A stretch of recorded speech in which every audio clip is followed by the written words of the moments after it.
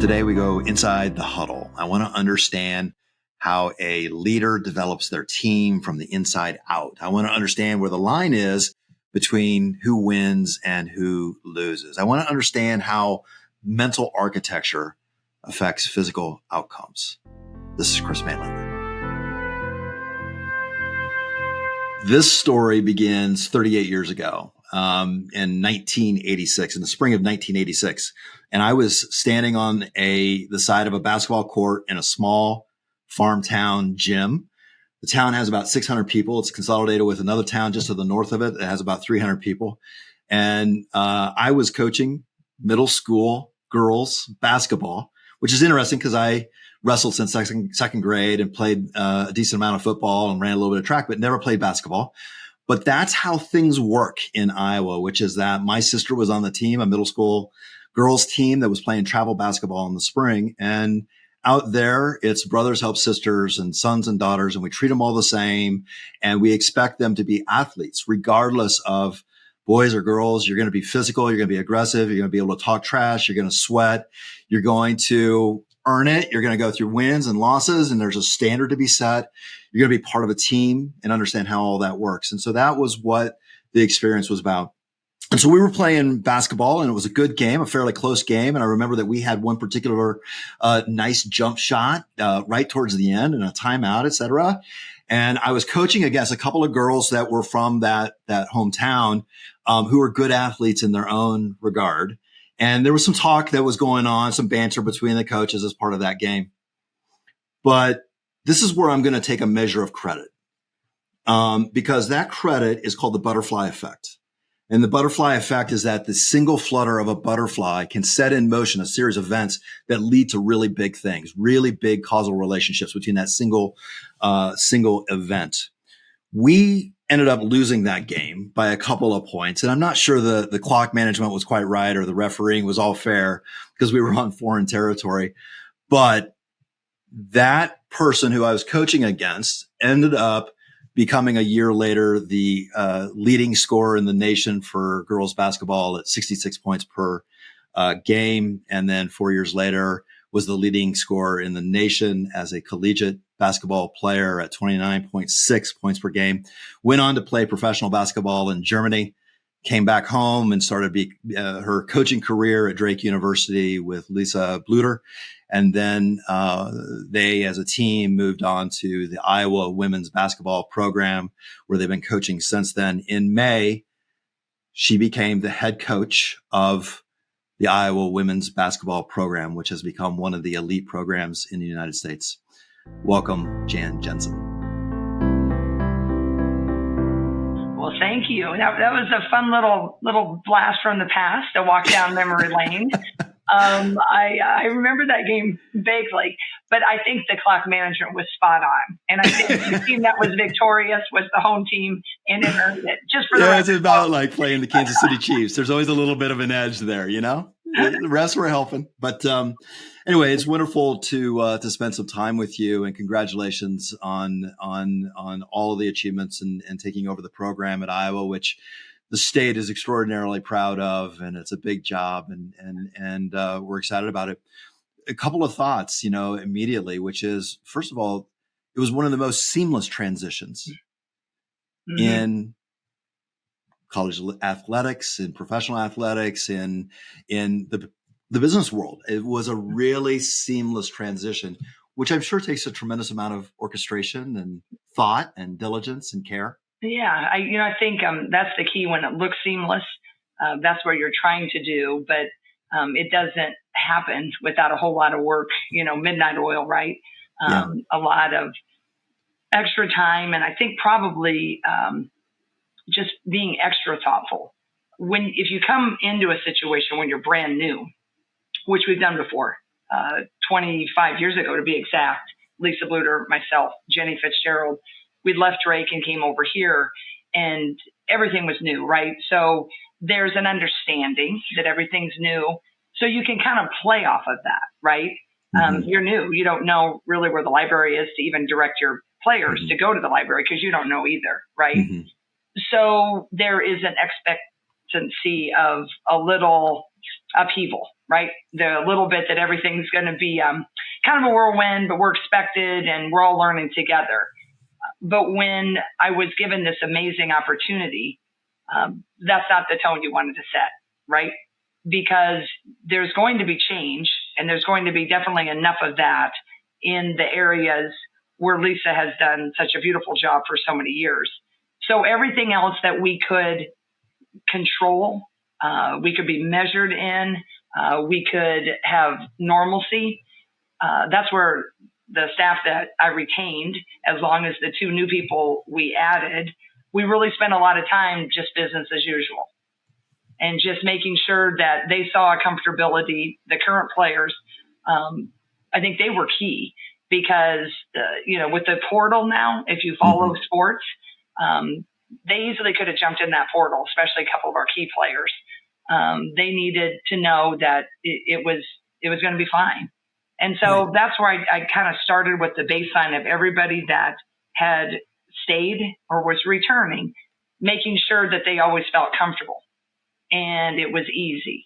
And then the things that were different, I'm leading a huddle, right? The spring practices, or, we're walking in and they're not seeing Lisa, so they know that's going to be weird. But I had to also act like that. I identified it, but it wasn't weird because this is what we had worked for, right?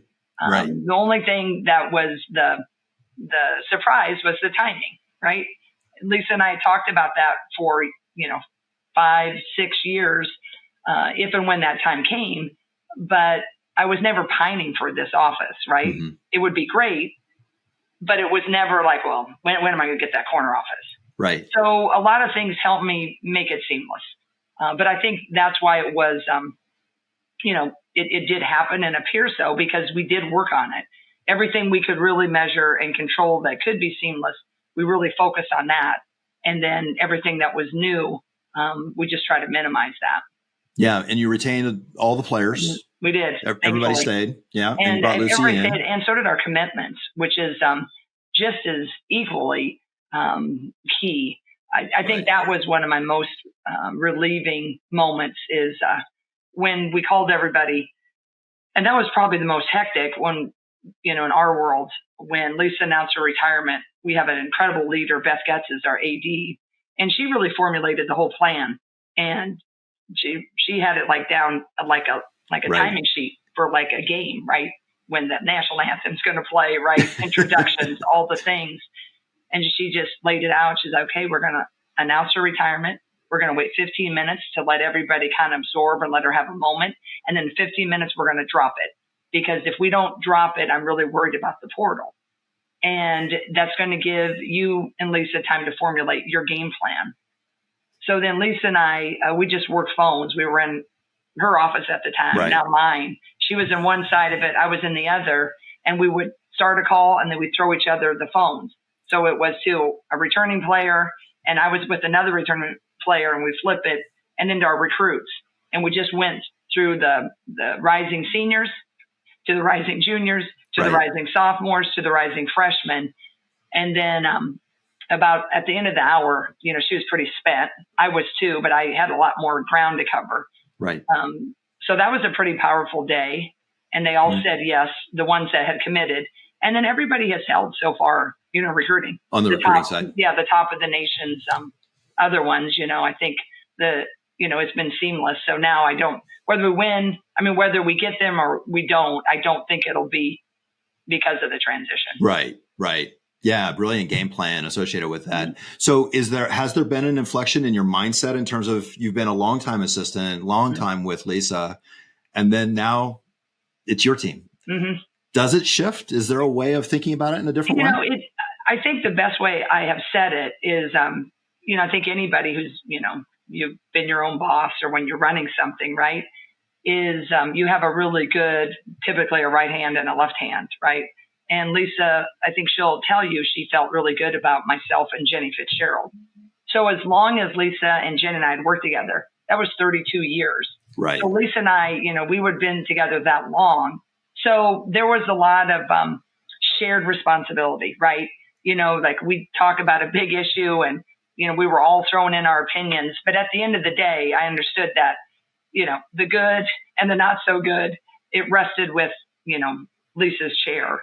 Mm-hmm. So shifting over, no matter how close I could be and, I'd like to think helpful in all of those decisions and shaping it, you do feel that ultra sense of responsibility, because it all ends here now, and I get that.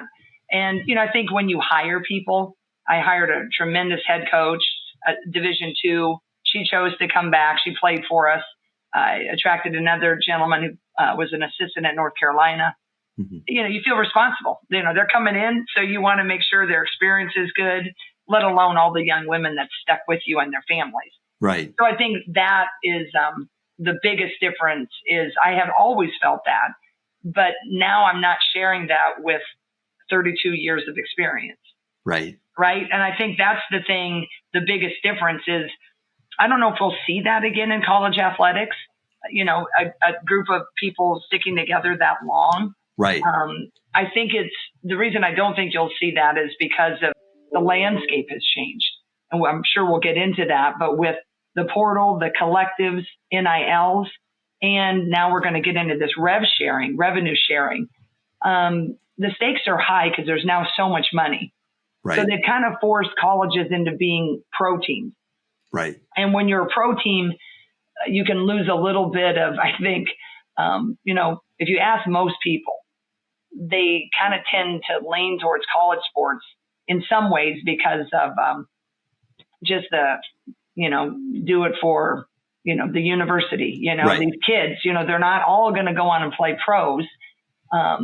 There's maybe you don't like it more or than the pros, NBA, NFL, but there's a certain, I think, a sentimentality for collegiate sports. Maybe not big time football anymore, but everything else. Mm-hmm. But now with all the money, I think just going to be a lot more pressure on jobs, and I think you're going to see. I don't think people maybe will be able to last, 35 years. Yeah, and some of the language that you hear, and you hear it with college athletes as well now, in terms of that shift in how college athletics works, is talking about the product and talking about the brand. And they are very business oriented terms for understanding it. And the Iowa brand, the Iowa women's basketball brand, has been a really strong culture of girls that come in and stay, and coaching staff that is consistent for 25 years. And you have these legacy environments, et cetera. Is it an asset for you? Is it something to lean into? Yeah. Or will you have to adjust and adapt and be more transitional, like a lot of the other programs that chase players and money and coaches? Right. And that's a great point, Chris. I think right now my goal I've shared with my AD, and I really share with a lot of families that come in that we've met with, is my ultimate goal is I want to remain a college team. Right. That's what I'm going to try to do. And what we've done over the course of our career, and I think why people especially probably enjoyed our last couple of year run to the Final Four, the championship games, is that we had a starting unit that 2 years ago they started like the 5 of them had started together 3 out of the 4 years. Right. And Caitlin was the new one. Right. And she started every year, but she was, a couple of them didn't get a start till Caitlin was a freshman. And then last year, we had a core 4, really. And so your fan base could really get to know them. And really, they'd seen them as a freshman and seen them grow. And the portal has started 3 or 4 years ago, the transfer. So there was that national conversation where people were getting good pretty fast. And if it worked, you liked the dude, right? But if it didn't work, you're like, well, I don't know that guy. How much are we paying that quarterback? So there was this uneasy tension. So I think with that starting lineup that our fan base really knew, I think there was a little interest, a higher interest, I think, than the people that were kind of following.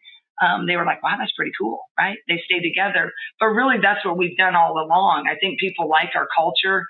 I think everybody that plays here feels like they're valued and they matter.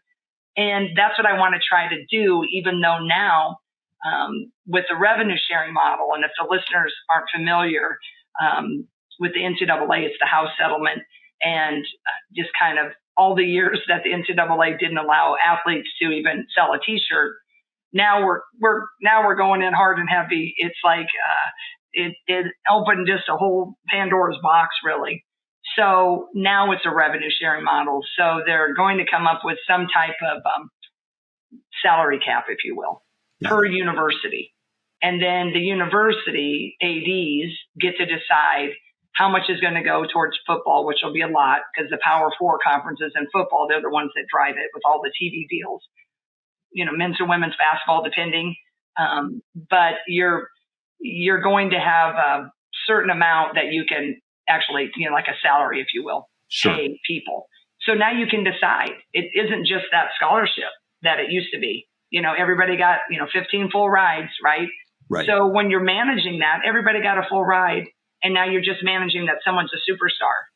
Now you're managing someone's a superstar and they're making hundreds of thousands of dollars more than you. So that's what we didn't all sign up for. So I'm hopeful to keep it a college team, let people take advantage of this revenue sharing, but try to keep the model here that it's still team. And it's not quite like, Steph Curry is going to make $40 million and, the guys at the bench are going to drop by, $39,500,000. Right. Yeah. Very interesting perspective. And it's, it's a difficult wrestling match with the changes in how college athletics works. So for example, you had your starting four and then you would bring in a player, et cetera. So the fan base, which the Iowa fan base is extraordinarily loyal, and you have another sellout season ahead, and they'll stay with you, and they know the girls and they know, the personalities associated with it, historically speaking. But now you have Instagram and TikTok. So we get even a personal side of each one of your players showing themselves in off moments and on the weekends and the evenings, et cetera. So you come to know them in a different way, which is nice, but it also can be monetized. The monetization then creates all these difficult issues new issues that you need to work through. And it sounds like you're working on them in terms of fairness and balance and how to make that work for the program writ large, not just for individual players. And then at the same time, I think that one of the recognitions from, the Caitlin effect of last year is that attention can be monetized. And when it gets monetized, you have a platform to do more. Right. Absolutely. It's really interesting dynamics competing with each other to try and curate it seems to me. Right. In its best form and fashion, if that's possible. Right. And I think that's, the way that, I'm going to back up about 5 years. When the NIL started, it was like just a perfect timing for a generational talent like Caitlin. Right. Can we imagine Caitlin if there was no NIL? Right. So, we had a really great player that graduated in 2019 that was the National Player of the Year before Caitlin was. It was a center. Her name was Megan Gustafson. And there's 7 big, the most coveted National Player of the Year awards. You have ESPN, AP, John Wooden Award. There's like 7 of them. Well, our center won 6 out of the 7. Okay. The only one she didn't win went to Sabrina Ionescu. And so Sabrina Ionescu is the all-star guard from the New York Liberty. So that's how good the center was. Because centers, it's hard for them to get Player of the Year because they have to depend on others to get them the ball. Right. And then when they get the ball, they have to do something astronomical. They have to hardly miss, and they also have to rebound. But they're so dependent. A guard can have the ball in her hand and create and dish and do all the things. I'm not saying one is easier than the other, but a lot of Player of the Year awards, I haven't done a scientific study, but I feel like guards just have a little bit more ability. Sure. But certainly Asia Wilson is one of the greatest of all time. And she's a post player. She plays for the Vegas Aces WNBA team. But I digress. But Megan, she probably in this name, image, and likeness, she would have really cleaned up in a state like Iowa. Yeah. We don't have any pro sports. And that's the beauty of our state, right? It's nicknamed the Hawkeye State, but the marketing dollars for all the big firms, our grocery store chain here is Hy-Vee. Then they back Caitlin right away, but they don't have to, back, the, Washington, baseball team or football team. So that's lovely. So imagine Caitlin without the ability to get Gatorade and Nike, Sure. right? So anyway, when that happened in NIL, Lisa and I had the same reaction that everybody else did. What? Are you kidding me? A college scholarship? I mean, these kids were flying around. We're on ESPN. We're taking charter flights and because it was the collectives. It wasn't necessarily the NIL. We were for the T-shirts, but the collectives were coming in. Collectives were these boosters that now could pay, give to a fund, and now it was legal to give to the fund, and a lot of them are not for profit. So then all the things that players used to do for free everywhere, go to a food pantry, right? Go to a hospital.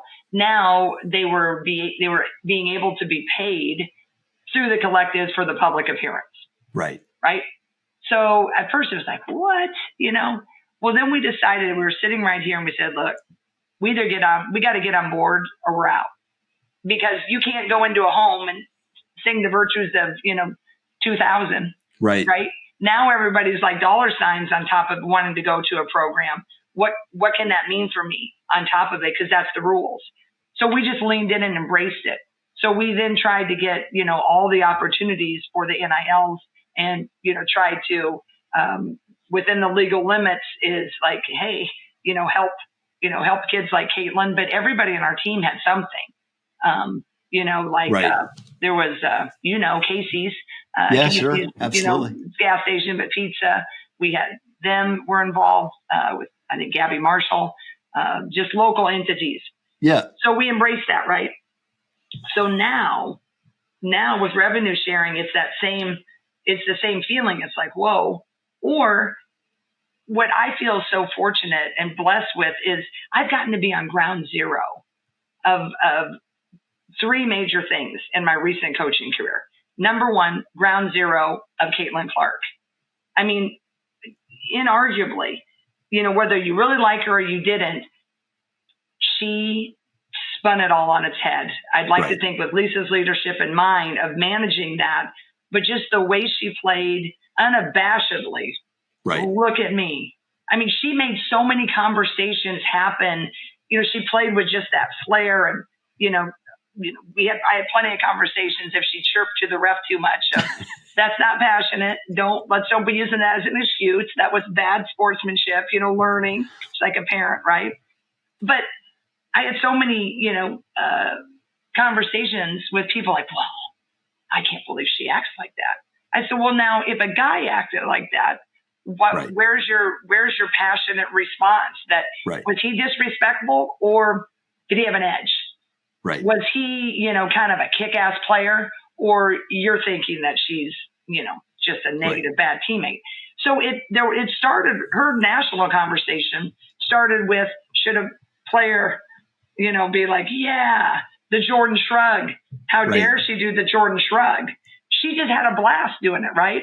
So that started the conversation. And then she did what only another person on the planet, and there's only two people that do what they do, Steph Curry and Caitlin Clark. End of the conversation. Everybody, to me, it started and ended there. There's been much to be made when she came into the WNBA as well. She got too much credit because a lot of people had been great before, and they had, but no one was shooting from that distance consistently. Right. No one had a fan base that just, it reminded me of the Beatles sometimes on the road. The old, I don't mean that, that's kind of a little hyperbole, but it was crazy on the road. So all of these things, watching that grow, I got to be part of that. I mean, very few have gotten to coach, a GOAT, like a Michael Jordan or whatever.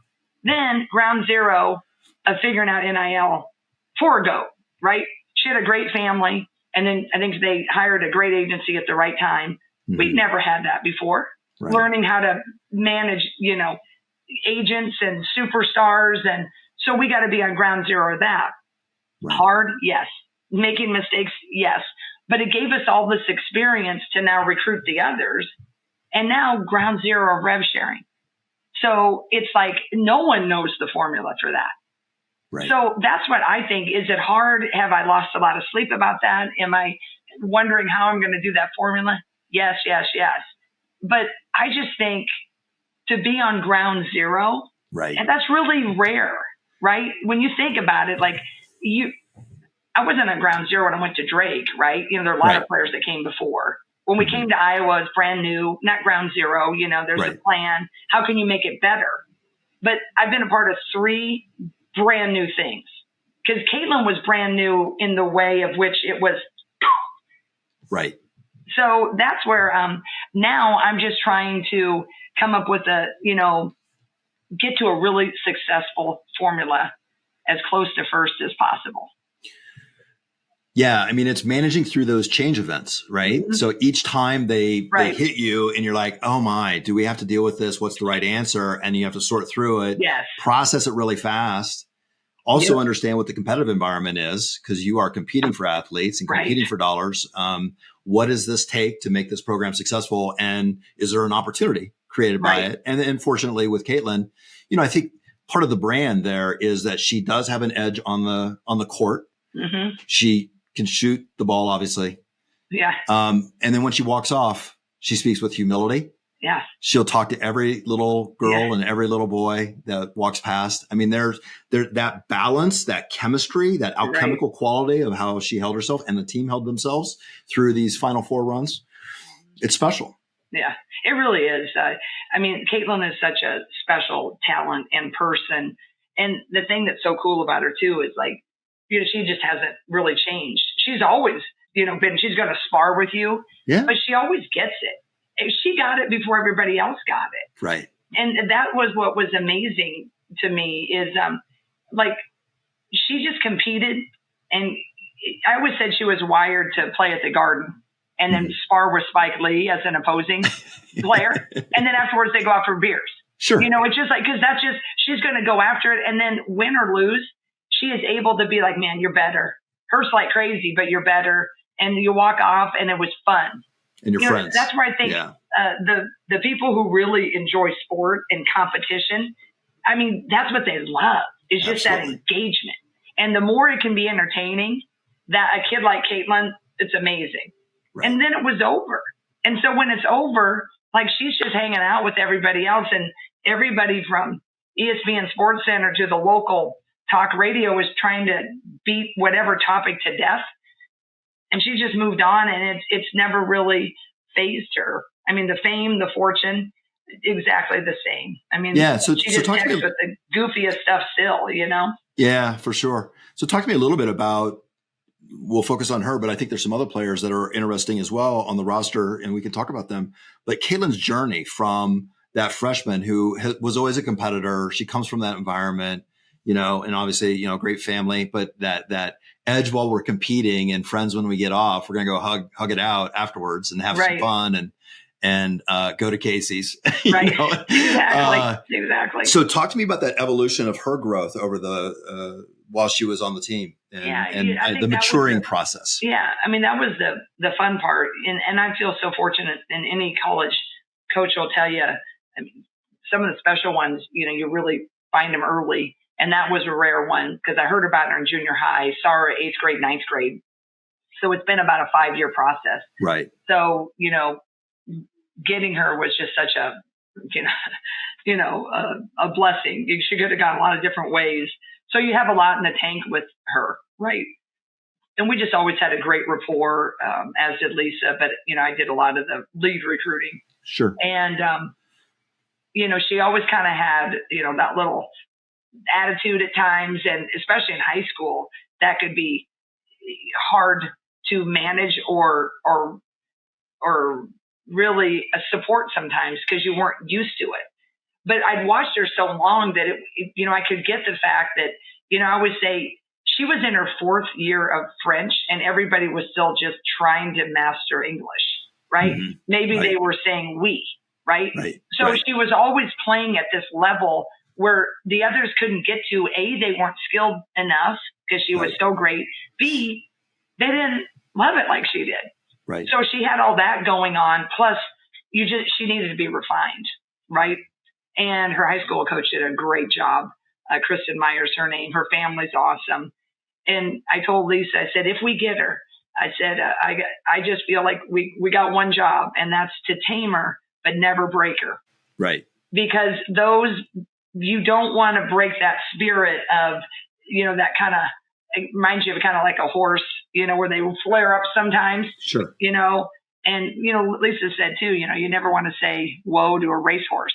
Right. So that was kind of our mantra. And then when she got here, it didn't come without its moments, right? And she'll tell you that too. You had to have some knockdown dragouts of like, no, that's not acceptable.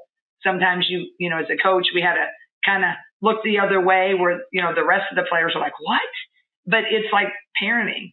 If you have some, kids, sometimes you don't always treat this one the same way you treat that one. So the process, so talk about that.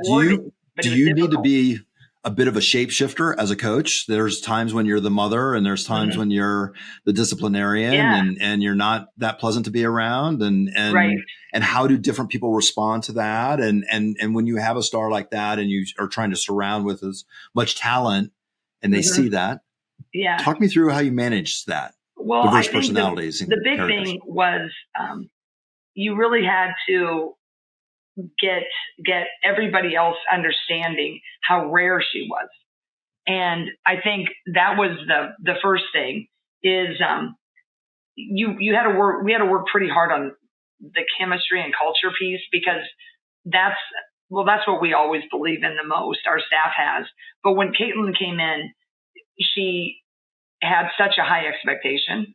And, if you study Kobe Bryant or Michael Jordan, they really were big on trust and basketball IQ. And so for Caitlin, like, if you weren't really if she didn't think you were in the gym as much as you should be, then we're not going to, at the beginning, we're not going to pass you the ball, right? Because, my shot from 40 is going to be more consistent than yours is from maybe 15, right? So, so the reason I shared that is she's thinking from a very pragmatic, very successful, win the game mentality. It is nothing against you. I might like you. I just don't believe that you work that hard for the moment. Right. Okay, shift it to the other person. They think they work hard. They're, maybe 100 shots after practice is what they've always done. And they get their feelings hurt because she looks them off. She doesn't pass. Now, typical, their feelings are hurt. And now she doesn't like them because she doesn't pass me the ball. She doesn't like me. She doesn't believe. No, she likes you. She might believe in you, but at that moment, the pass, she doesn't believe you put in the work as much as she has to take the shot. So when you had to uncover a lot to say, okay, it's not as personal. For the really, the Kobe's, the Jordans, the Caitlins, maybe Diana Taurasi's, it is never personal. We just want to win the effing game. Right. So we're going to do what we think we got to win the game. So that mentality is really different for the majority of people who played the game. Right. So we built a lot into practices with conversations and just different. I think number one, overall, people in life don't like confrontation. You hear the word confrontation and you just automatically, people can kind of get they don't want a confrontation, when really confrontation is really good. If you and I are working in your law office and we're in a team and there is something that I am sensing from you, I need to have a confrontation that says, Chris, I felt like you didn't really respect me when we were discussing that case.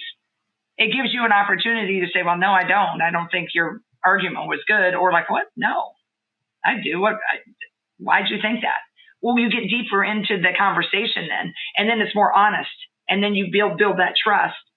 So we build a lot into our teams, and I try to talk a lot about very open confrontation that comes at a place of wanting to get better and get the best out of each other, not confrontation that, you're terrible, you stink, or whatever.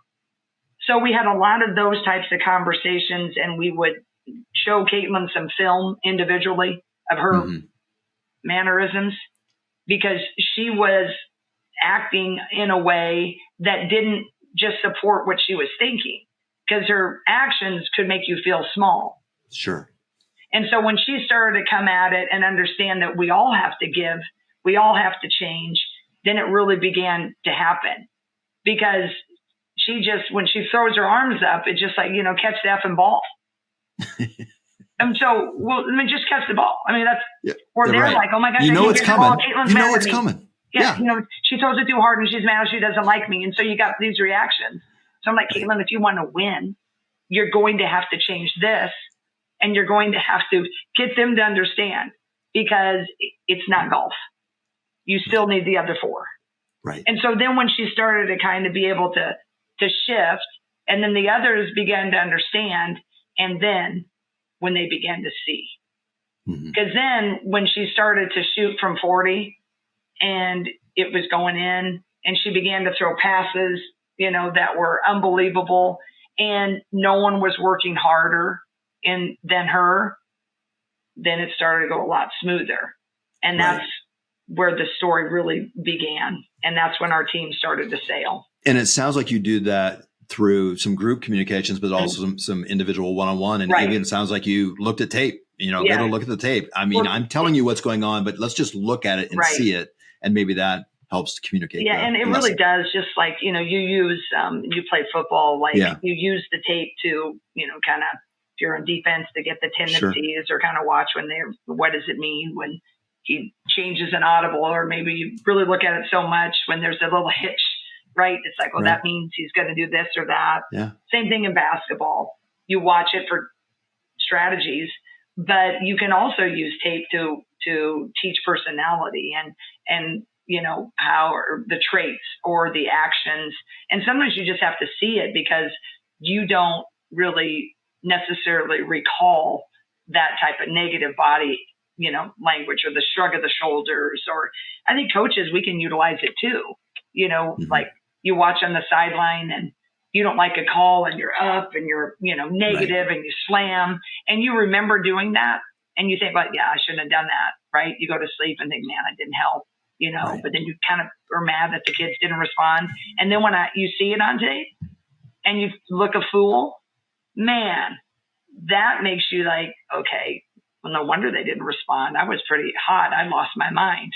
But when you see yourself doing something that you didn't really believe that you did, tape don't lie, right? Yeah, right. And so I think that can be used really, if you're in a job where film can be used, man, it can be a really great motivator and teacher.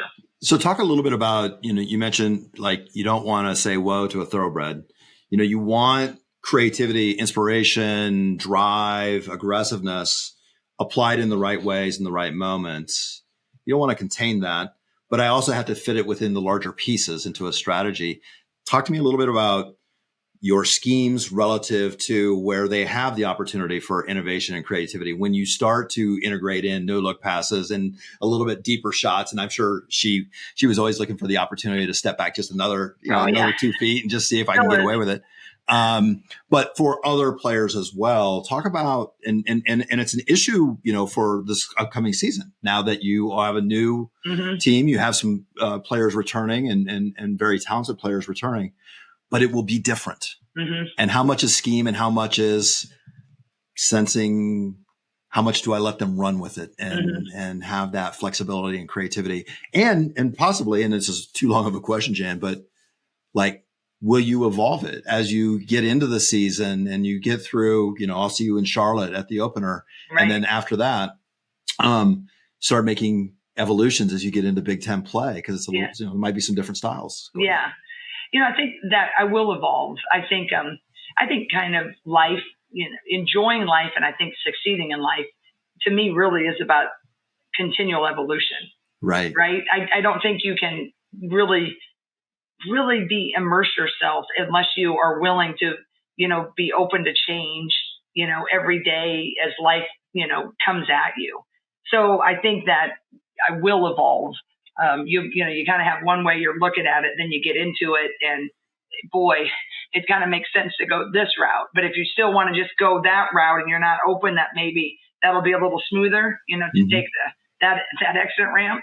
Right. So I think I'm kind of wired like that I will likely evolve, and I think that'll be a good thing for us. But when you're working in, like when you have like a kid that can do something like Caitlin did, or a star player, I think that what we've always tried to do is highlight strengths and minimize weaknesses. And so that's going to be really imbalanced sometimes with players, because your star players are going to have a lot more strengths. Right. And the reason they're star players is the weaknesses are minimal. With your players that aren't stars, they don't have as many strengths. They might have a few more weaknesses, but then it's our job. What I've always thought is we get the strengths that they have. We always try to highlight them when needed to be highlighted, because then that's when you can let this one sail, right? Like a Caitlin, or maybe this year a Hannah Stalkey, that's our returner. Sure. They can just kind of go, because there's got to be someone that kind of has that freedom and the abilities to lead the others with just instinct and go. And when they're going and they're rolling, then everybody kind of takes on their persona of confidence. But when they get stopped, good teams are going to slow you down a little bit, and slow you down maybe enough where you're taking a tougher shot. The thing is, when you get real good with the thoroughbred, is when the thoroughbred starts to realize, I don't need a tougher shot, because the coaches have devised this plan that if I do this and I got that tough look, I'm going to look over here and Kate Martin's got her money shot. Right. And so that strength that Kate Martin has, now Kate Martin gets that most every time. Yeah. And so that's where I think if you do it right, you're trying to just get everybody's strengths and then trying to set them up in their strength spots, instead of, it's not a free-for-all. Right. Right? It's not just like, okay, take it when you got it. You got to pretty much train, this is what we want you to do and when. We never want you to do this then. Caitlin, she's going to do she's going to pretty much get to do what she's going to do, because this is how she's a thoroughbred, right? Right. So you got to work on it so they see it, not just, they see it objectively, not just subjectively. You got to give them something where they're like, oh, that makes sense. I am going to get my shot here, or they do value me here. So it's just not Caitlin running around. She has 4 people on her and then she throws it to someone, right? Yeah. You have to have some system, but we were also clear that she's one of the best that ever was. So we're going to ride her, right? Right. Yeah. Right. And you mentioned confidence. That's such an important thing. We saw it with Hannah last season, mid-season at some point, a level of confidence just visibly showed up when she is starting to, make those transition passes and catch them and for the easy twos and tough rebounds and being able to put the ball back up and get the N1 really quickly and a scoring game, et cetera. That growth for her was really impressive. I'm curious, like throughout the season, I'm sure it's different for different players when they get that confidence, when they start to realize this is my moment. This is when I can do something a little bit innovative or play to my strength in this situation. Yeah. I think that's really pivotal when a person can hit that moment. And, I've never coached men, but I think women, we overall struggle with a lot more of that confidence, right? It's, I don't know. I have to talk to Fran McCaffrey and Kirk Ferentz. I think there is sometimes guys get like, man, I've dropped 2 passes. I'm sure they have their moments. But women, we have a tendency, we look in the mirror and, we see these wrinkles versus, we might have a beautiful new haircut, but you just paid, $100 for the haircut and you're looking and you're like, oh my gosh, I look so old. Right. And so I've noticed over the years of coaching women that, boy, until they lean in and really kind of trust themselves and trust all the work before, that confidence piece can be so evasive. And so last year we saw Hannah, I think, when we shifted her from the power forward and moved her to a center, she wasn't quite sure that she was, big enough or strong enough to kind of play that the whole year. Mm-hmm. And, I talked with her and I said, there's only a couple of people that it's really going to be a problem. And that was, we played South Carolina at the end. Right. They have a 6'7" center. Sure. And, no one really was going to be able to stop her. I said, but everybody else, we can use your speed, your quickness, and your ability to rim run. And once she really embraced that and got a few games under the belt and understood, then she really started to skyrocket. So I think that's just $1 million question, I think, with athletes especially. But I think in anything in life is that confidence piece. Boy, if you're missing that, you're going to have a hard time getting to the promised land. And do you guys intentionally spend quite a bit of time on that conversation and creating conditions so that they can find the place of confidence? Yeah, I like to I talked about film watching. Sure. Positional wise, there'll be position coaches like a post coach, guard coach, football quarterback coach, offensive line coach. And in your small group setting or one-on-one, you'll kind of show, okay, we need to do this better. You didn't block out. You need to hit harder and so forth. But I also, when it's tactical, I believe in showing a lot more of what they do well. I believe in catching them doing things right. Sure. And I think they need to see it a lot more right. So when I show them a couple of those things that, man, they've missed a box out, I will, if I can, go 3-1. Right? Man, did you see that? That was unbelievable. Like, I feel like, especially with kids that, are struggle with that a little bit more, Caitlin didn't need that. She already knows she was good. She already knows she knew she wanted to take that shot. So she isn't a rah person. Sure. She isn't like, you don't need to sugarcoat it. Tell me what I got to see and I'm out of here.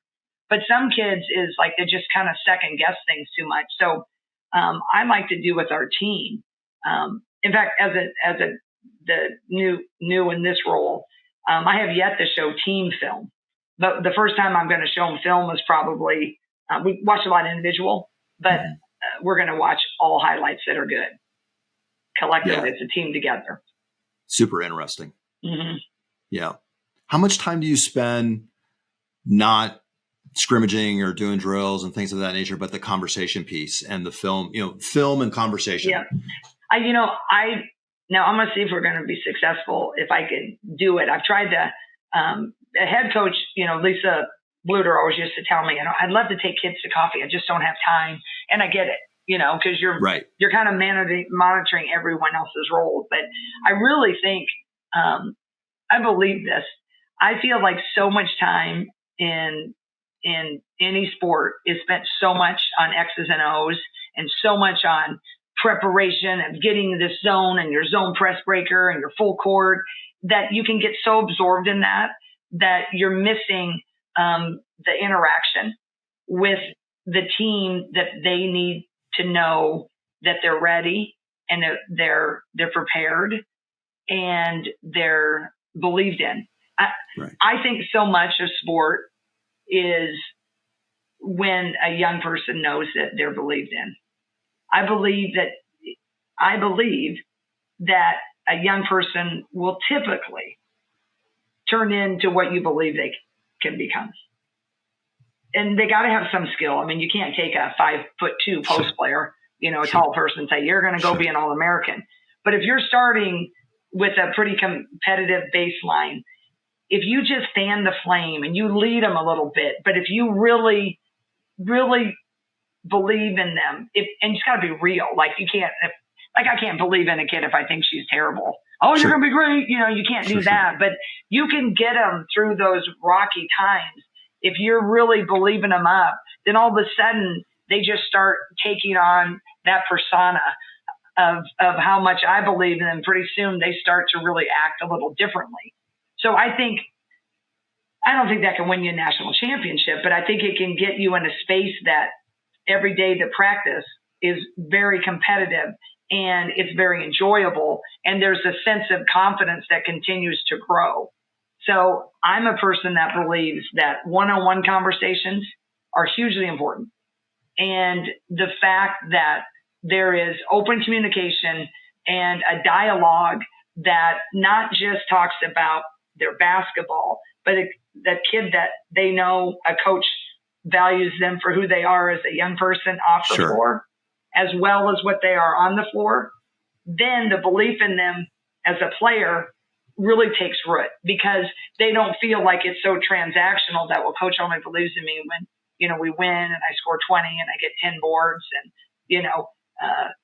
but if I don't perform well, she doesn't care what grade I'm getting in chemistry.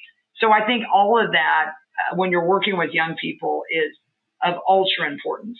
And, if you follow our program, I have gotten so much credit about coaching big players. That's who I used to be, my position coach.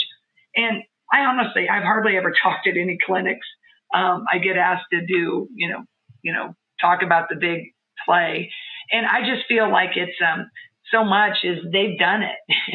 But they've done it because I believe in them and we give them opportunities. So I really believe in that one-on-one piece. So talk to me about like recruiting when you're out on the road and you obviously have led recruiting and have travel. I see where you go and you're on the road nonstop looking at players. We've talked about the physical attributes and their ability to play the ball at a certain level, et cetera, but also their ability to fit chemistry, fold into a culture, their ability to develop confidence in themselves. I think that people are wired in different ways, and some are going to find their confident moment earlier. And then there's a game knowledge awareness. Caitlin was off the charts in terms of her ability to see the court and know where the pass is coming and be able to execute on it. But you're working with kids that you're watching from, like Caitlin, you started watching at 13, 14 years old on through. You're picking them up in high school when they're still young and developing quite significantly. Do you think about that? Do you look into that, which is like, hey, I think they're wired in a way that's going to work. They're going to fold in. They're going to ratchet up the scale and improve as a player to a level where we want to be. Yeah, you do. You have different, they get your attention because they're skilled enough, right? Sure. You go watch them in all these summer leagues, or you're watching them, in a high school game, typically after you've identified it in summer. So then like Caitlin, everybody, that was an easy one. The harder ones are like, you're not quite, are they power four? Are they big enough as a center? Are they quick enough as a guard? And then you have all these different, some things are tangible, but a lot of it's intangible. And that's a lot of the conversations.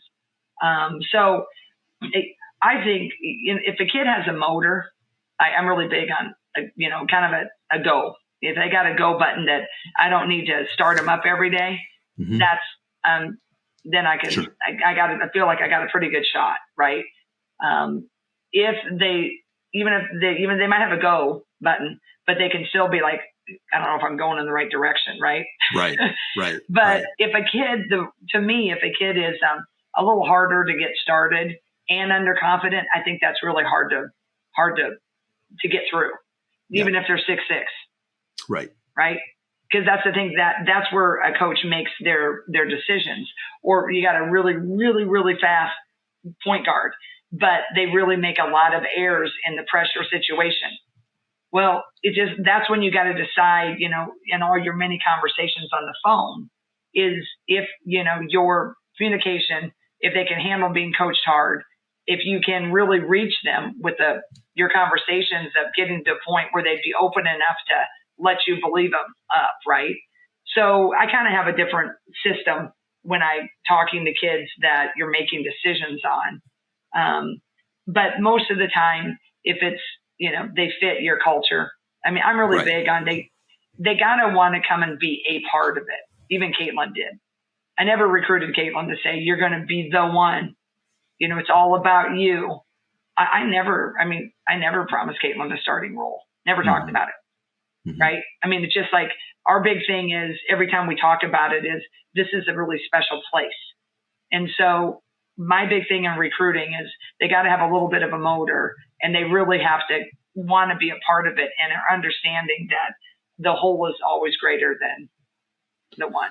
So the geography of where you're recruiting has changed and broadened, and it looks like you're on a national level now and able to compete for the highest ranked athletes for what that's worth. And but it feels like you're coming full circle back around. Each of the programs that you compete with has a different brand and a feel. Right. And is that a competitive differentiator? Do you find that is a determinative variable of who you want and if they want to be part of your program and make that commitment to come to Iowa City? Yeah. I feel like the imprint now is so much larger. And I think two things helped us with that. Number one, the Big Ten expanded. At the same time, Caitlin was on the scene. Caitlin came on the scene when we had just gone to the Elite Eight. So we've gone to the Elite Eight the year before. Caitlin was a freshman and had seen, and she'll tell you that when she saw our center, I mentioned earlier, Megan Gustafson, get Player of the Year, then she knew that could happen, right? Right. And we were in the Elite Eight, and we'd said, hey, we just need, we need to have a guard that can run the show, right? So then when Caitlin came and, the spotlight grew, well, now we're going to play at USC, UCLA, Oregon, and Washington. We already have Maryland, right, and Penn State. So the Eastern Seaboard kind of understood the Big Ten a little bit. Still ACC over there, SEC down southeast. But, they were a little bit more the Hawks, right? They understand University of Iowa, the Big Ten. But the West. So now, when we had some success, that just helped us be more of a name that people recognize. Well, then when they're being, recruited, is our brand is going to be different than UCLA's brand, and different than Washington's brand, and different than Maryland's brand. Mm-hmm. But you sell what you want to attract, right? And I'm selling because this isn't just a job. It's not just like I want another rung on my ladder to get, another top recruiting class. I mean, you live with these young women. Mm-hmm. We, blood, sweat, and tears that you're inviting them into your family. And so I really recruit like we're adopting someone that's going to come and be part of us, right? And so everything, the way you do that, it either will resonate with some families or won't, right? Right. So we really, with us, it is a togetherness, and it's a culture piece. It's everyone kind of matters, and it's everybody. And, with recruiting, a lot of times, some people, like at the number one recruit in the country, it's all them, right? And we probably aren't going to be like that. And I've had some people say, like, well, we don't hear from you as much. And we'll probably hear it. It's kind of like, well, it's usually a handler. It's not necessarily the kid, but the handlers, they're like, well, you don't text every day. You don't send a digital short every day. You don't do this. And I'm like, well, no, I don't. Sure. I said that, what she is getting from me or getting from us is quality.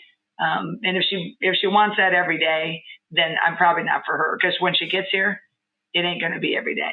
Is that process changed for you in the wake of all the other changes, which is the revenue share, the NIL, the social media amplification, the sponsorships and things of that nature, also the handlers? I imagine that oftentimes it is a parent that has been a primary sponsor, et cetera. But I imagine there's also other influences in that decision making that can either make it a better experience or a tougher experience. Yeah. Yeah. The handlers can be their club coaches. Right. Their trainers, and now agents. And that's what's weird. I just got a call from an agent. From a high school kid. Yeah. Because now the NIL, they can have an athletic agent. I see. But they can have an NIL agent, right? Mm-hmm. And trying to place them. And so it's kind of confusing, but it's just, it adds another business element. And that's where I go back to trying to keep a college program is when, how it usually works. You get here when someone gets pretty good. I got a list of agents I'm connected with, and then their, senior year, like they know who they're going to interview after they're done playing. But now the agencies, they represent talent. There are three. There'll be an athletic agent part, and there'll be a talent like commercials, right? So the agencies can have their twofold. So you're you're kind of navigating and managing a whole new frontier as, now as college coaches. The level of complexity is significant. And I watch a lot of collegiate athletes start to develop their identity so that they can monetize it and start out amateurish. And then you can literally see it get better and better as they work with the tools and get their confidence. Again, confidence in their ability to be a personality. But that is a new edge in collegiate athletics and women's basketball where they have the opportunity to monetize in a significant way. I mean, there's always probably been a little bit at the top levels of basketball, men's basketball or football, but it really seems to have hit the stride with women's basketball. It has. I think, women's sports in general, but women's basketball just is, in the more of the public eye. But it's interesting.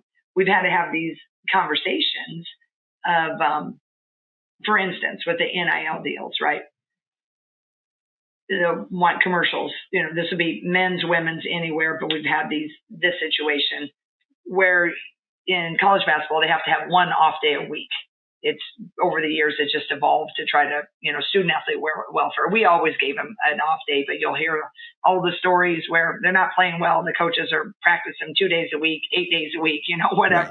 Right. So you have all these different rules.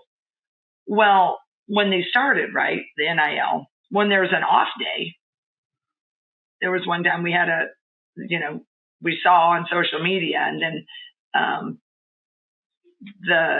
the line was it's supposed to be a 2-hour engagement. It went 4 hours. The line was out the door, and this was an off day, right? Right. And I know when I go to a meet and greet, it's intense, right? Because I want to give them my best, and there's a lot of Hawkeyes, and you're signing autographs or you're engaging. It's not exactly an off day. Right. So early on when these NILs hit, you had to remind them, look, this is great, but basketball is why you're here, right? So you got to understand that if you're going to load your NIL deals, and this wasn't a Caitlin, this was another kid, you need to probably load them earlier in the fall when we're in our 2 days a week practicing. Because you just can't manage it, because then you're going to be beholden to this deal, and then you're tired and don't perform, and then you're going to have the stress of not winning, and then you got your business side. So we had some really good conversations and had to teach them kind of how to manage that, because of course they weren't going to know that, right? Sure. That'd be great. I'm going to make this many, bucks. Sure. I can go do this for a couple hours. Well, then they don't realize how popular they are. And 2 hours turns into 5. So, there's just been a lot of lessons about that.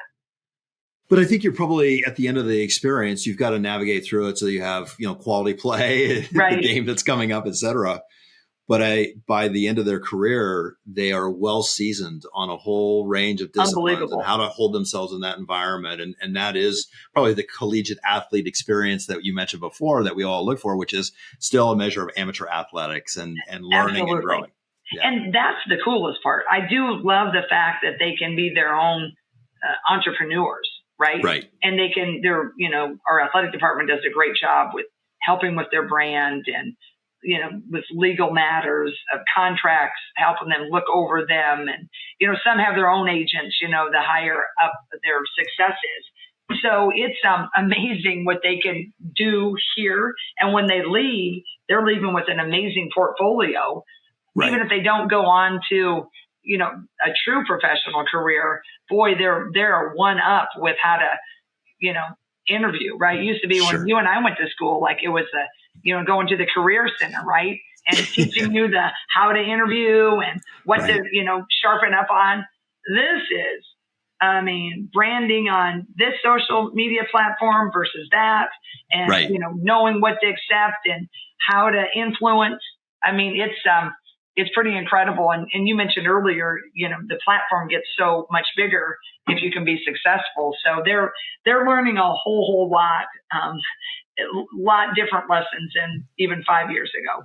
One of the dynamics is that Elizabeth, my wife, who you've met, she was on the board at Davidson College, including when Steph had the great run at Davidson. So awesome. In 2008. And the institution was able to really lean into it and got fully behind it. And, there's so much about that experience, which is phenomenal. And there's a lot of parallels between Steph and Caitlin in that regard, not just in their ability to shoot the long ball and really creative play, but also a bit of the underdog story, Steph always being undersized and getting looked over, and the big programs didn't do it. And I think to a measure with Caitlin, being in Iowa, staying in Iowa, it hadn't been the home. It wasn't on the coast. It wasn't Connecticut. It wasn't South Carolina, that kind of thing.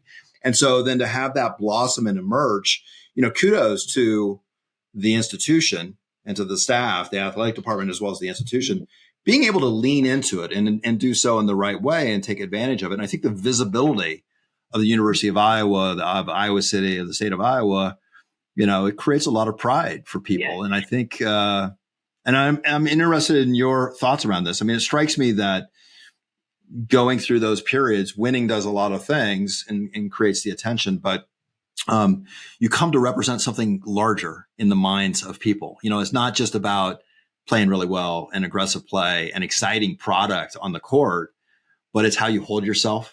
It's about how you do the press conferences. Yeah. I think it's about the attention. And I think that's what was probably really pretty cool about the last couple years.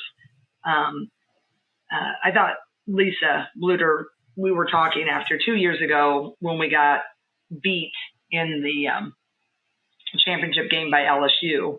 And, we were disappointed that night, of course. Sure. But when you get to that level, I mean, if you're going to stay really down, it's really a disservice to the whole climb, right? I mean, that you get to the top of it, but there was just so much good that happened that we were disappointed. But we were reflecting, in the middle of the night, right? We were in Dallas, and then we flew home, and there was just a lot of controversy around that game. It was just unnecessary. It took different turns. Sure. And, Caitlin and Lisa, especially at the end of that press conference, and then our whole team really, Lisa and I were talking, and she said, I was thinking a lot about this, and both Lisa and I have a strong faith. And she said, I think part of this year's mission was not only just to bring a lot of joy to people that were watching us. She's like, but I think maybe it was to show people how to be number two. And I thought that was really a beautiful way to say it, because no one wants to be number two, right? Everybody wants to be number one. But really, so few people ever get to be even number three in their lives. Sure. Right? Sure. And so that's the thing where sports can be so warped and so tainted some way, is you're going, through this journey, whether it's the Rolling Hills Conference, sure, or it's the NCAA football championship or NCAA sure, basketball tournament, is when it ends, there's that disappointment. But I think what you said about this particular team is all the conversations that we've had of how to interact with each other, the appreciation of the fan base, the joy of which you play, that you use this platform for good. That's been my driving force my whole career. Way back when we got to know each other, I had just an unbelievable community, as you did, and they backed us in whatever we did. And there was just so much joy because they had fun watching and we had fun playing. But I never once ever thought about leading the nation in scoring when I started out. Sure. And even when I'm playing the game, I can honestly tell you, I never thought about my point production. I just was having so much fun and I wanted to win, right? Sure. So I think this team, when we were going through those runs, it understood its mission. And I think the joy and the typical lightness and then passionate, I feel like everybody who watched that team, they were identifying with someone. Right. Maybe a few people identified with Caitlin, or certainly like, oh, I want to be Caitlin. But a lot of people love Kate Martin. She was a sure, blue collar. And I think sure, people could identify and be like, man, I can sure, see myself in her. Sure. Right? You can I think when teams are done well, they're not untouchable, right? I think pro teams sometimes, if you're watching like the Kansas City Chiefs or like the Steelers, it's like a business and you're like, maybe you want to pretend in your backyard you're Mahomes, right? But there's still these pros. Yeah. But I think when a college team or a high school team is done well, everybody is part of it. Yeah. And they're relating to it. And then they appreciate the way the team's competing. And that's what I love about sport. That's how I played it. That's how I believe how I've coached it as an assistant. And I believe I will coach it that way as a head coach now. And that's what I want to, I really like the fact that you use platform, because that's what I mean, I'd love to win my own championships and all that, but I just want to use this platform for so much good, because I believe we have. And if there's any standard I don't want to have lessened. Right. It has nothing to do with the wins and losses. It's the way in which this program competes. Yeah. And that's where I hope that we can always, hold that, because I think that's what made those teams so special.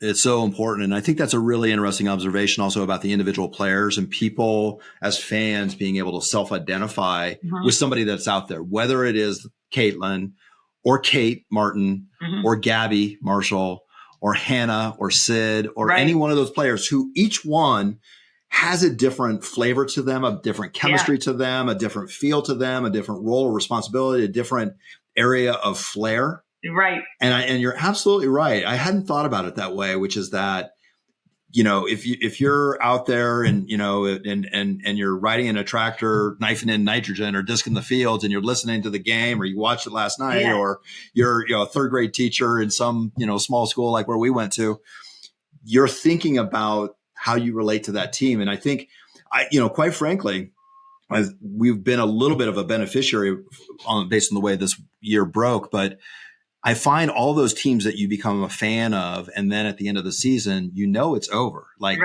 these folks are going to, part of the team is going to leave. They're going to go on. We're going to have to rebuild. There's some consternation about what does that mean? Some nervousness about what comes next. We've got it to extend it a little bit, I think, with Caitlin's journey at Indiana, but also particularly Kate's surprise and beautiful season out at Vegas has extended a bit of the energy, as it were. And, and Meg, Meg has had tremendous time, and we've hosted 3 foreign exchange students from Barcelona, from Spain. So I'm pushing Iowa Hawkeyes on them all the time, because she played for the Spanish team. Oh, that's awesome. So the other piece, and I was going to mention one other thing for the listeners who may not understand. So both Jan and I came from a place in Southwest Iowa, which was called the Rolling Hills Conference, which is a series of small farm schools that are out there. And we, 900 people in the collective towns where we're from, and we competed against each other. And, but sports are such an important part of the identity of the community. The orange of Elkhorn, Kimballton, the purple of Anita, which is now consolidated with Cumberland, Messina, et cetera. But the pride, when I played football, it was kind of almost a bowl-like stadium, and the entire place was covered with people and cars, people sitting in their cars all around it, watching the game. The same with the basketball games that you were a star in, is that those gyms would be packed. Yeah. There wouldn't be a place. You couldn't even move out from the baseline because there would be crowds down there in the corners, et cetera. It is part of that identity. And I think that's what you've tapped into. And so we're excited about this next era with you and the team, and where that can go, and excited about how each of the players evolves and grows. And I think that's the fun part. The thing that I've been talking a lot as I've taken the job, and as any college town, you have a lot of speaking engagements, or you have different opportunities to be in front of fans, and they're all eager to know what the next chapter is going to look like. And I've been very appreciative of the fact that the majority of folks, they are just excited about the next era, and they're seemingly like understanding and patient until we get another identity formed. And I've always talked to them about just leave last year's team where it was. It was special and it was amazing, and Caitlin was so rare. And just to be so grateful we had that orbit, right? And now we get to turn this other chapter. And as coaches, we understand that, better, and we have to more than everybody, because that's what we do. You recruit classes to replace classes. Right. And you can't do what we do without the understanding that there will be a tomorrow, and that tomorrow will not be the same as, yesterday, right, with however great it was, or however, man, you missed the mark it was. Yeah. But we're always focused on that next one. So I told our team really what we've been really focusing on is, I said, it is all about the windshield. I said, we're going to take down that rear view mirror. We're going to use the side mirrors on occasion, but we're just going forward. And right, whatever this year is going to be, this is our group and this is where we are. And the returners, we can be proud of what we had, but this is, our time. The theme we've been using is we got next. And you're an athlete. Knowing you played it. Coming forward, the Go Forward team have an identity? Is it formed yet? Or does that have to emerge over the season? You've got to get into the games. It's got to unfold as you go through the trial. I think you can start out in assuming that it's going to be Hannah Stalkey and Sid's team, Sydney Affolter. There are two returners, but there's going to be something that emerges that's really going to help us be successful. And I think that remains to be seen. And I need to see it because we've had I'd say the challenge is we haven't had Hannah and Sid together. Sid, unfortunately, had to have a little knee injury, and Hannah had a knee procedure done in the year and just got released. Not a major one, but then she kind of tweaked an ankle, and then I had a little Achilles. So the people that I would normally say are going to be the anchors for part of that story, they have not been practicing. So we have really been young in practice. So the positive, because I always really believe in looking at the positive, is that it's giving these younger players really an amazing audition of, minutes every day in front of our staff. And they're the ones that are going, against our men's practice squad. So they're getting an opportunity to really improve and take a lot of reps, Right. And so that's the exciting part. But the tough part is that chemistry that usually starts evolving in the summer. But neither, Hannah wasn't able to play in the summer, and then Sid was. So I was like, okay, well then Sid, I had a little knee thing, so she'll be ready. Hopefully by Thanksgiving, but I think it could be earlier. Maybe it's Charlotte. Okay. So that's going to be interesting. And that's another challenge that, honestly, our staff hasn't had for a while, even when I was in my other role. Do you sit down with Hannah and Sid and have a conversation about leadership, the opportunity, forming the identity, the season ahead, your expectations for them, what they can become? And that's one thing, as soon as I got the job, right, is I spent a lot of time with those two and the other players that I felt really had a voice on the team, and just, wanted to make sure that they knew I had their back and whatever they needed to do this summer to get them together. Because as a coach, you can't be with them all the time. You get two days a week with them, basically. So just made sure that they were empowered and they felt good about what I knew their role was going to be and what it could be. And, basically you kind of give them the keys to that leadership car because the leaders graduated. Everything's gone, right? Sure. The points, right? If you want to look at it, the points were gone from last year. The stars were gone from last year. The leadership was gone from last year. So you don't need anybody wondering, okay, who's gonna organize things, and does coach believe in me? So very much, I wanted to make sure that, here's the keys.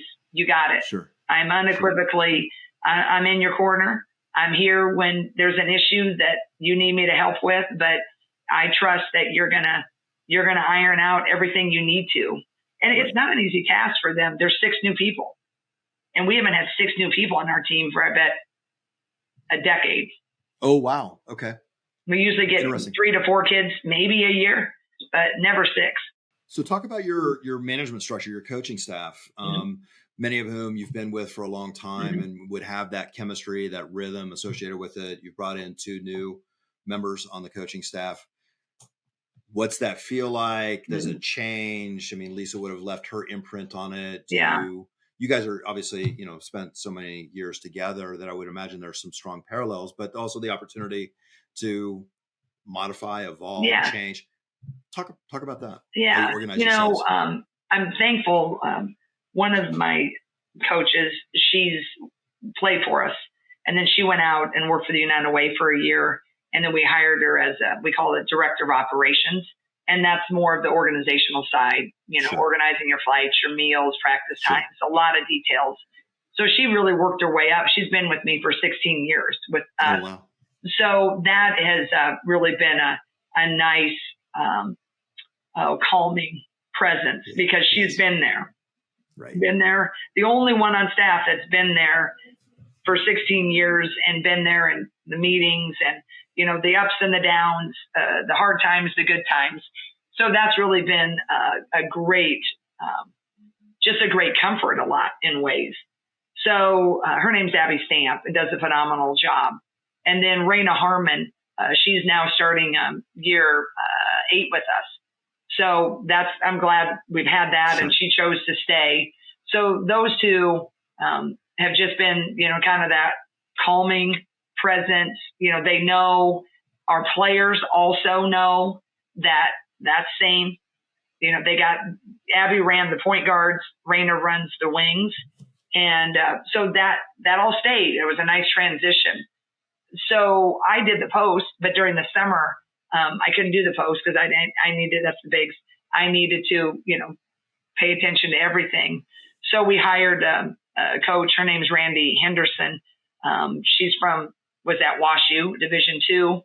And then the young guy, he's from North Carolina. And they came at different points in the summer. So it took a little time to get them into the fold because 3 of us were speaking a language from 8 to 16 years ago, right? That we knew, right? Then we brought in these 2, and I'm talking about a hypothetical language. We could just understand what we wanted. But in coaching, sometimes what people call a widescreen is called the down screen for others. Some people show on a screen, other people call it hedge a screen.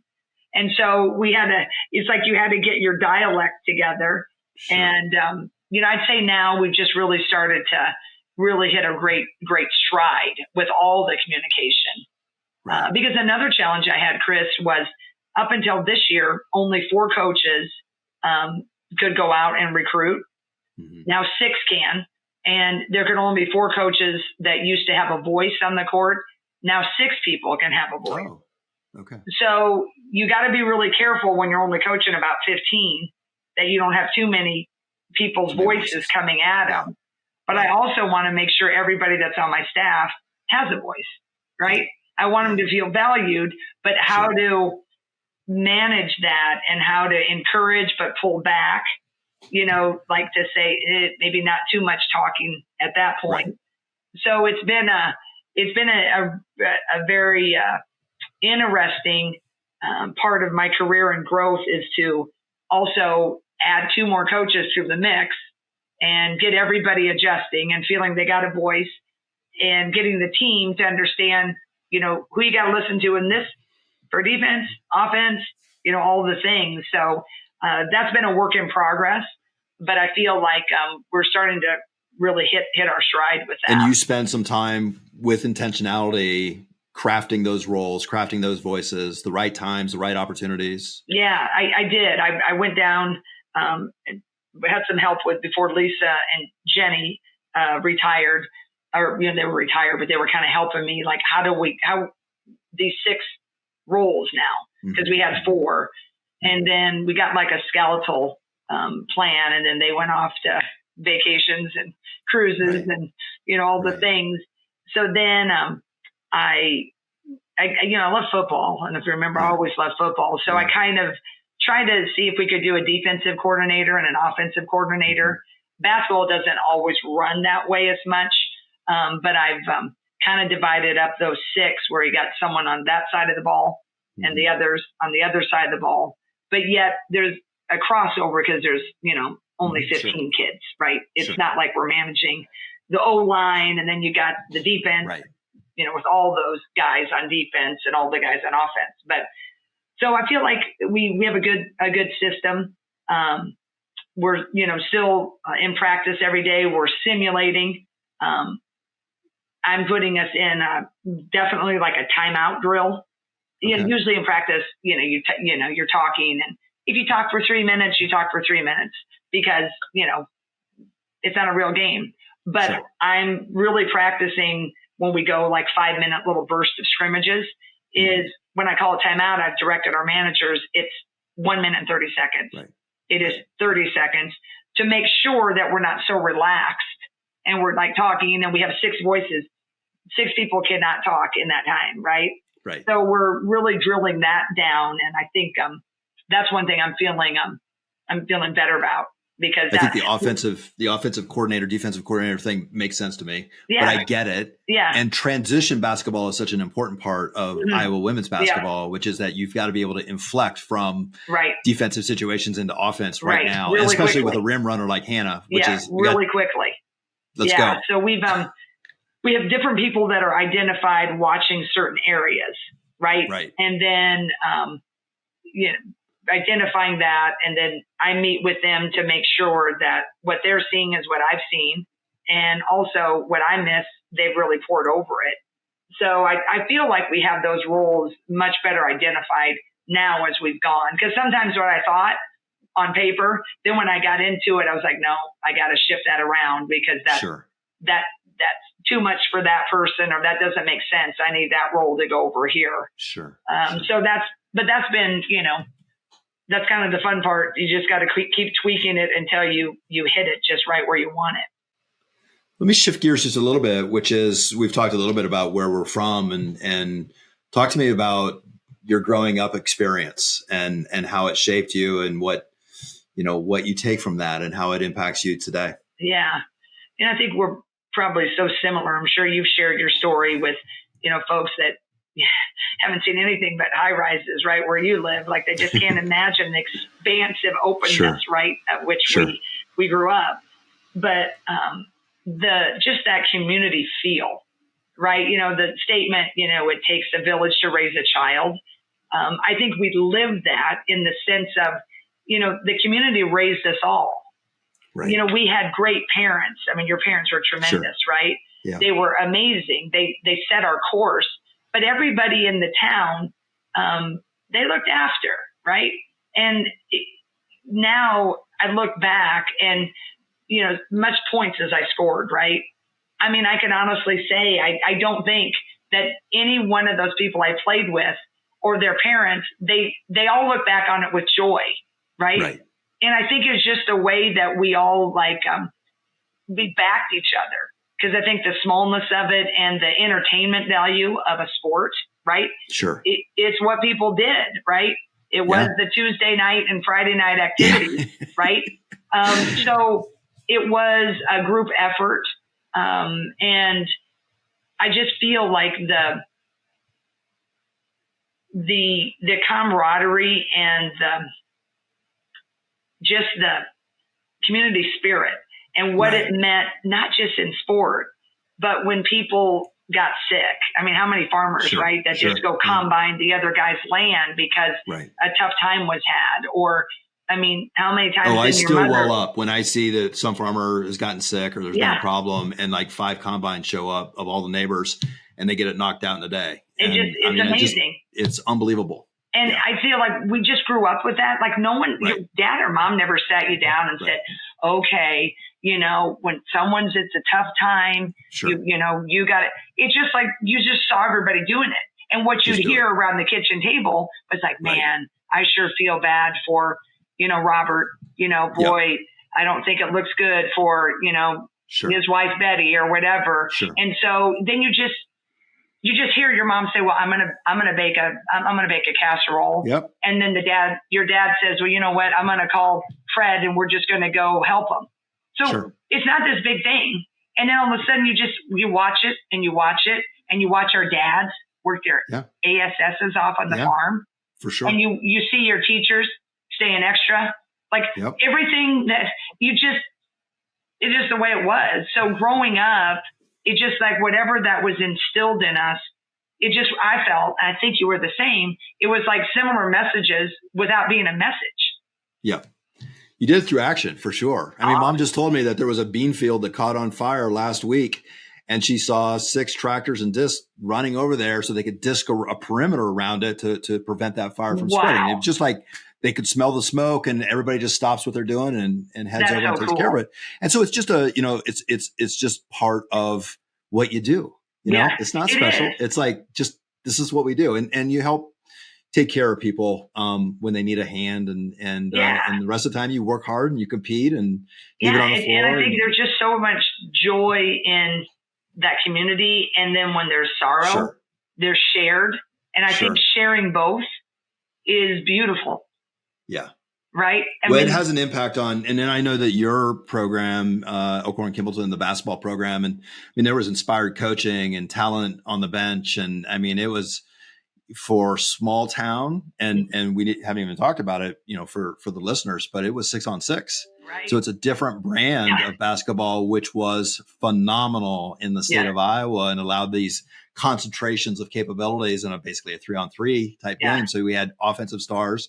The number of players that have come out of girls 6-on-6 in Iowa that were really talented at a higher level is amazing. And I think there's a lot of pride for that. And you tapped into it this past year with Iowa, which is that those guys that were running over the desk had the radio on. They're listening, they're living vicariously through it really these experiences. I think that's what was so fun is that it's so true. Everybody likes the winner, right? You got to win. But the way in which you win, I think that's the butterfly effect in a way, right? The way in which you win. Beautiful. And then when people feel like, hey, I like that kid, or it's interesting. And then they feel like that I think that joy and that interaction, you felt like you were with them on the radio, or you're watching on TV, and then you kind of set new habits for these farmers, right? You'll appreciate this. I was going home a couple of years ago. My dad, before he passed away, I was making a trek to go see him, and I stopped at Williamsburg to get gas. Sure. And I walked into the Come and Go there. That's our gas station. And it was early, I think, on a Sunday after a game. I just went in to get a cup of coffee. And there was a little, in Iowa, you have these little, like 6 tables, and make a makeshift coffee shop. And I walk in there like, hey, Jen, is that you? And I kind of look around and like, yeah, it's Coach Jensen. 6 farmers. It was recounting the game. They'd watched the game, and Caitlin hit a game winner. And I mean, it was just a moment, right? That was 2 years ago, where the way in which they talked was the passion of it. And then they telling me about all the ripples effect. Yeah, well, so-and-so, they called me up. They were watching it. And it just, that 6-on-6 pride from way back, it brought it all out again, I think. Yeah. And it's always interesting to me because it's it's a state of conservative values and it's not what other people think. A farmer's daughter is they're going to protect them, but they're going to push them, and we're going to be aggressive, and we're going to fight. Right. And absolutely. I have extremely high standards for you. And I think that's the piece of it that we're getting at here also, which is that there's a standard that you learn as part of your conduct and what you're living up to and the values that you have. And that standard then gets brought out in these moments that we see. And so it's beautiful. It helps. Talk to me a little bit. So, obviously I track the Iowa Hawkeyes and women's basketball and follow everything that you guys are doing.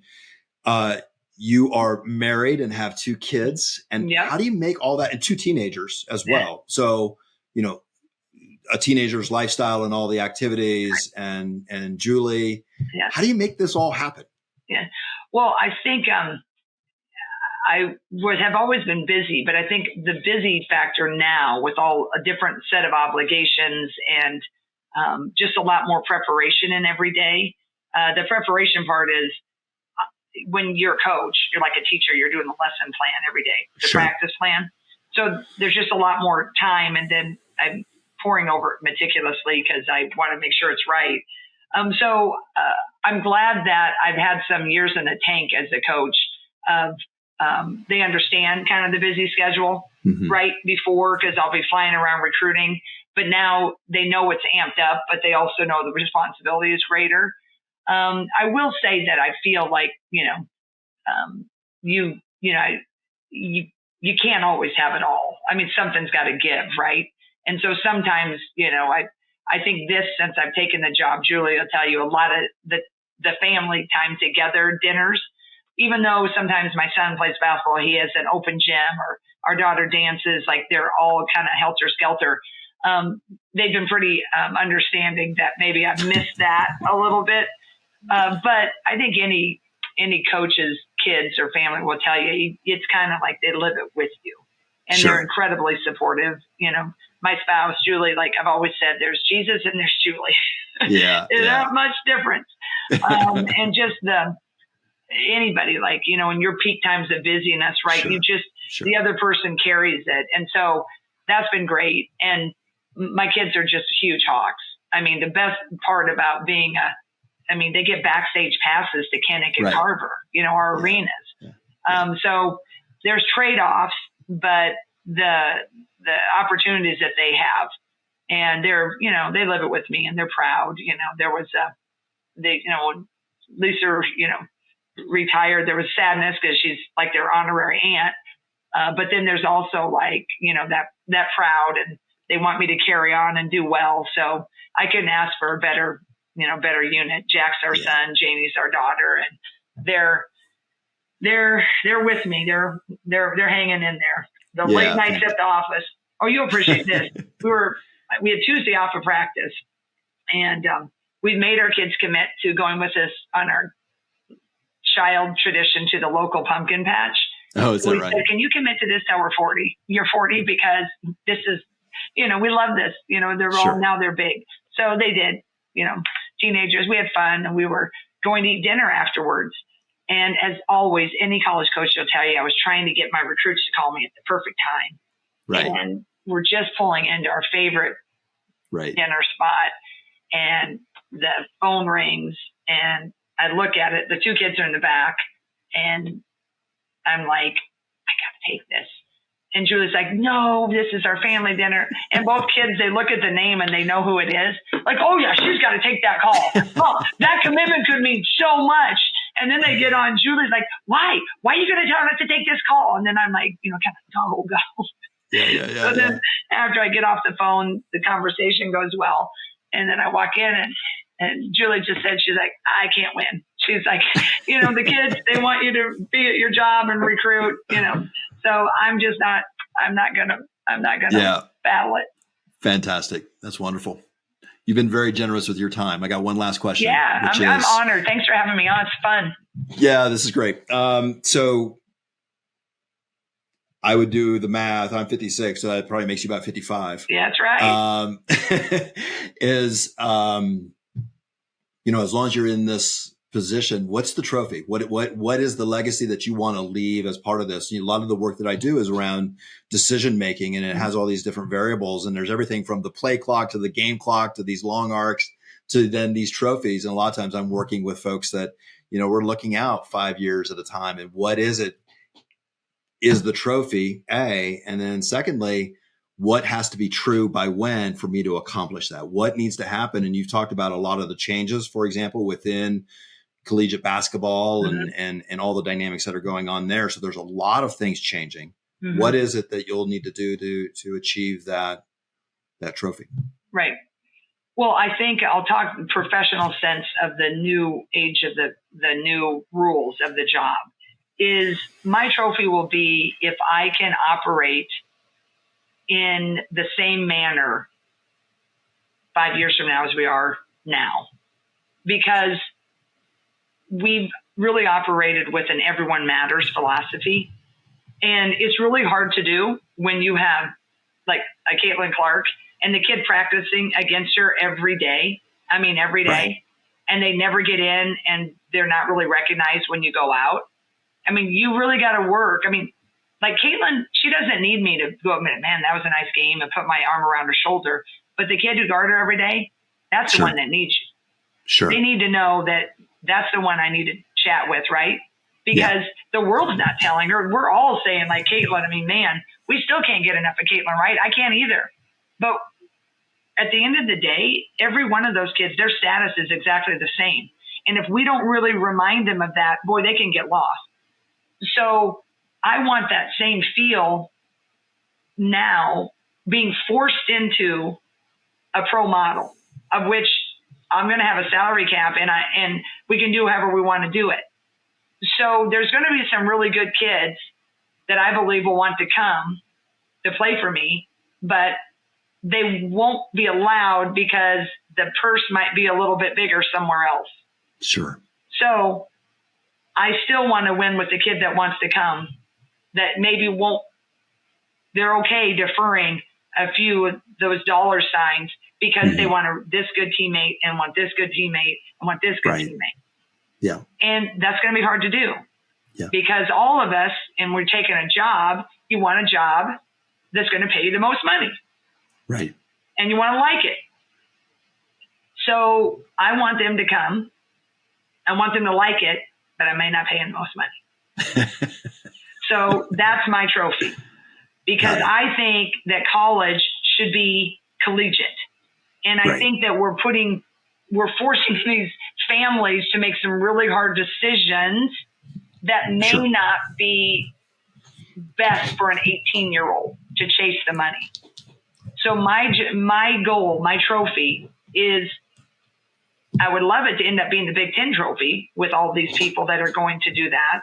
But if I can put a team together that's competitive, that is loving each other, they're really all really great kids, and they're not all going to make the same. You can't do it. I don't think you can't survive with, I'm not saying they're all equal, but making it feel like that. And we're always in the conversation. That'll be my trophy. Awesome. So that's where I really want. Now, yes, I would love to get a Big Ten championship or the national championship. I can't get hired not wanting that. But I think the first thing that I want to be sure of is the things that have always driven me about what a team means. I mean, there's a reason I didn't jump to the WNBA. I didn't want a salary cap. I didn't want a GM. I didn't want all the just winning. Right. I mean, people want to win, but I mean, when you're talking to those pros, there's a reason there's a threshold in football. Like, they look back on all these character checks, and some people let a few things slide. Sure. Because they want to win, right? They got to win. Sure. Like, I as a college coach, didn't have to do that. Like, and it's women, that's using a bad example, but it's like, I want to win, and I want to win where everybody's part of it. So that's kind of my trophy there. And then I think, when I took this job, the beautiful thing is, no matter what happens, nothing can take away what was. I was part of something incredible, right? It was amazing. And that ride, I'll never forget the ride, all of it. So that is there. But am I going to be less than if I never recruit someone close to Caitlin? Am I going to be less than? I wasn't that great if we don't, get to the third national championship game, even if we wouldn't make it. Like, I don't think it would be wise to use that type of measurement, because to me, that's just all about the end. And I've always been about the journey. And I think if you take care of the journey, then you put yourself in a position for that. And that's where I want to put myself in a position, but I have a healthy perspective on it that, it's just such a different job that I'm just thankful what I got to do. And now moving forward, I may not be first to arrive at being really successful with this new model, but I sure as heck ain't going to be last. Yeah, I'm sure it's going to be challenging, but I also see how it can be invigorating to figure this game out and to figure out the new dynamic and to be successful in an environment that everyone's trying to learn. And yet, you said it early in the conversation around, I am selling a product and I want to attract what I'm selling, so there is that dimension of, there is money on the table, but there's also a culture, there's a community, there's a family, there's a dynamic that you would be a part of. And certain people, won't be, that's not their trophy. Their trophy will have a dollar sign on it, and they might make an election to go get paid somewhere else better. But and so that's where you kind of have to if that's, you got to find that niche then, right? Either to attract the kid or that level. And that's what's unknown, right? I mean, like if you just looked at it like at just a true pro model, if the Las Vegas Raiders, if they operated like that, they would, that margin, like they're trying to, they're getting, it's all about the winning and getting these guys have got to be here. They can't just take these good, nice guys.